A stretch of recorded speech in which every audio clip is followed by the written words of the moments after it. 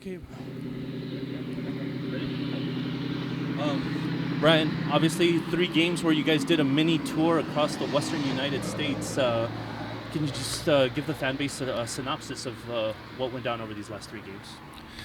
Yeah, we start with Orange County, team that was in good form. Eight, eight, eight, 8 games in a row with wins. So we knew it would be a tough game, a hard game on the road. I think we defended well, got a clean sheet, and we were pretty happy with the result. We were happy with the result away at Orange County, given the type of form that they're in, and given that we've tightened up us defensively as well. That's been a trend in the last 4 or 5 games now. Go to Vegas as well. Team's a bit. We were all catching something, not a little bit under the weather at Vegas. Yeah, got it done. Not an easy place to play. Great goal by Miles Lyons, great pass by Eric McHugh.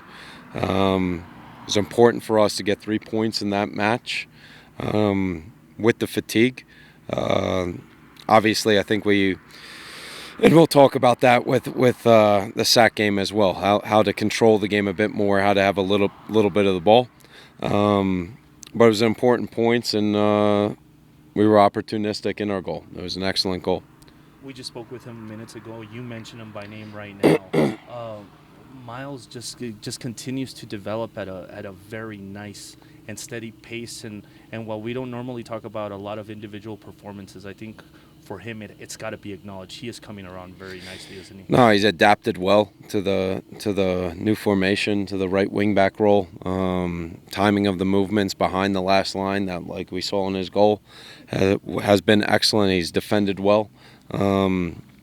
He's played a lot of minutes, as a lot of our back line has in these 3 games. But I'm really pleased with his performance, and he's a guy that always wants to get better and learn. So he's been very strong for us, especially on this road trip. Turning the page to Phoenix, obviously first time around, 5-0 down in the Valley of the Sun. That kind of result, coming into this game at the tail end, at the final stretch of the season, kind of motivates you a little bit. It doesn't take a whole lot to get worked out for a team like this, right, with the situation at hand. Yeah, we played Phoenix. That was during a period where we missed Bensay, and we're trying to figure out, okay, how are we going to solidify our defense right now? And I think we've found the answer to that. And that's been my number one objective since those games, since Miami, since RGV, since Phoenix. When previous to that, I think we were the second best defensive team in the league, and then we had the gates wide open in those games. So it is a redemption. We're at home after a long contest. They play tonight against Indy, so the tables are turned a bit, and we need to have a good showing. And we know what's on the line for this weekend. Last question for me, Brian. 5 games left in the season. You look at that table; it is ridiculously close, from 4th all the way down to where the logos are located right now, where your team's located in 9th place.